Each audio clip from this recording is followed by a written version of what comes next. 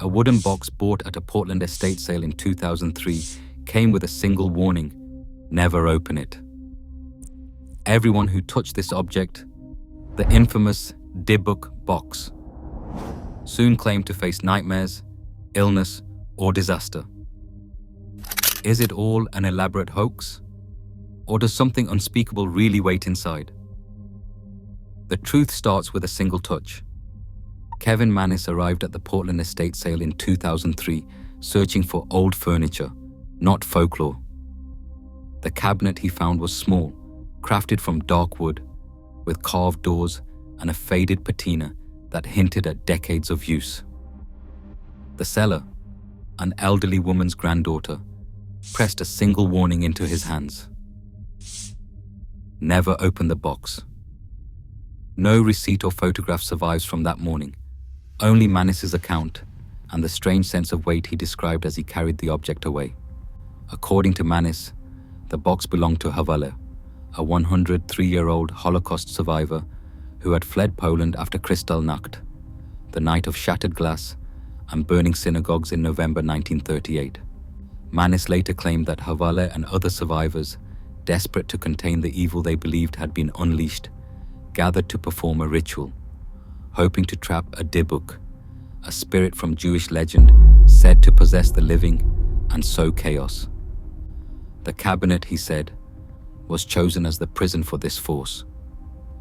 Inside, Mannis reported finding a strange collection: 2 American pennies from 1925 and 1928, locks of hair, one blonde, one brown, tied with string, a small statue inscribed with the Hebrew word shalom, a golden wine goblet, a single dried rosebud, and a candle holder with legs like an octopus.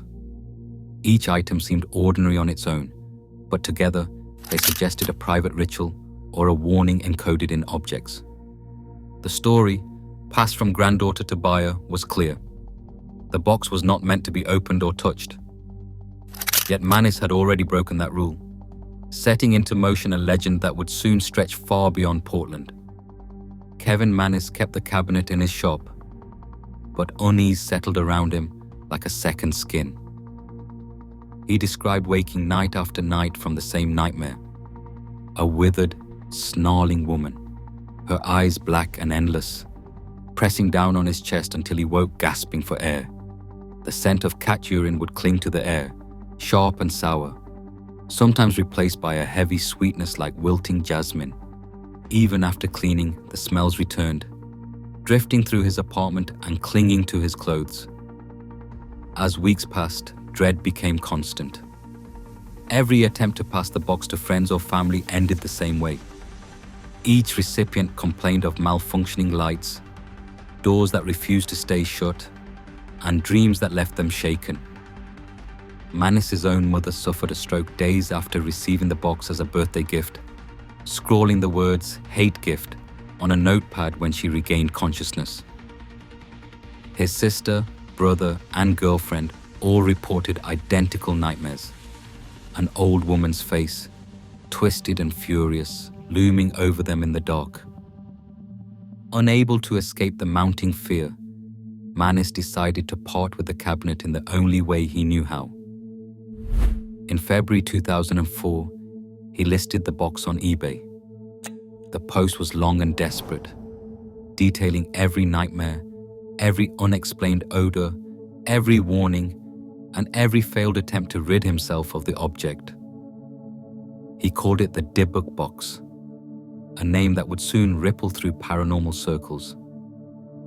The listing was clear: whoever touched this box would inherit its curse. On the internet, the legend was no longer confined to one man's nightmares. It was up for sale to the highest bidder. Jason Haxton brought the Dybbuk Box into his Missouri home in February 2004, expecting a curiosity. Within days, his health began to unravel. Fatigue set in first, then red welts rose across his skin, itching and burning without relief. Soon, he was coughing up blood. His eyes bled so badly that he lost vision in one eye, a change doctors could not reverse. His weight shot up by 30 pounds in just a few weeks, despite no change in diet. At night, choking fits left him gasping for air, clutching at his throat as if something unseen pressed down. The box did not confine its reach to Haxton alone. On March 10th, a pipe burst without warning, flooding his home and ruining family possessions. The damage seemed to come from nowhere. No cold snap, no warning signs. Less than a month later, on April the 5th, his young son Ethan fell near the box and broke his arm. Ethan insisted he had been shoved by something he couldn't see. The string of incidents left the family on edge, each new symptom or mishap feeding the sense that the box was more than just a story. Haxton documented each episode, searching for explanations, but medical tests returned only more questions. The house grew tense and silent, as if waiting for the next disaster. With every new affliction, the legend of the Dybbuk Box gained another chapter, and the need to contain it grew impossible to ignore. The Dybbuk Box arrived in Las Vegas in 2016, sealed inside its own chamber at Zach Bagans' Haunted Museum. Bagans, known for chasing the world's most notorious haunted artifacts, placed the box behind thick glass, surrounded by warning signs and museum protocols forbidding direct contact. The object became a centerpiece, drawing crowds and headlines, its reputation fueled by years of whispered stories and viral posts. But in June 2018, the legend leapt from internet forums into the glare of mainstream celebrity when Post Malone, already one of music's biggest stars, visited the museum. During a private tour, Bagans decided to break his own rules. He removed the protective case and placed his hand on the box. Post Malone, standing close behind, reached out and gripped Bagans' shoulder. The moment lasted only seconds, but within weeks, a series of disasters followed. On August 21st, Malone's private jet blew 2 tires on takeoff, forcing an emergency landing after circling for hours to burn fuel.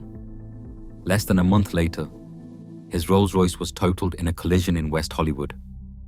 In between, armed robbers stormed a house in the San Fernando Valley, demanding to find Post Malone, unaware he no longer lived there. The timing was too tight for fans and tabloids to ignore. On national television, Malone himself connected the dots.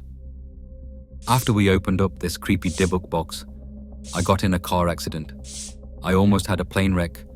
My house got broken into. All that type of stuff. Within a month's time. It was really odd stuff. The Dybbuk Box, once a private nightmare, now stood at the center of a public frenzy.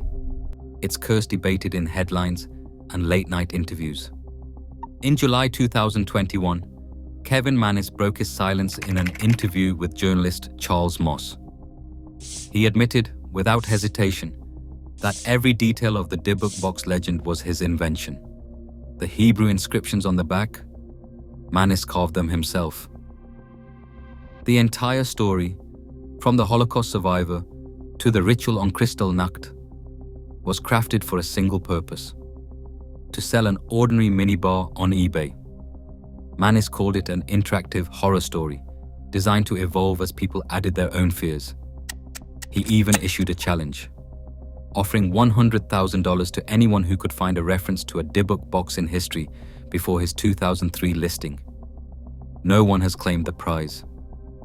The myth, he explained, was built piece by piece, each new layer added to keep the legend alive, with no roots in Jewish tradition or historical fact.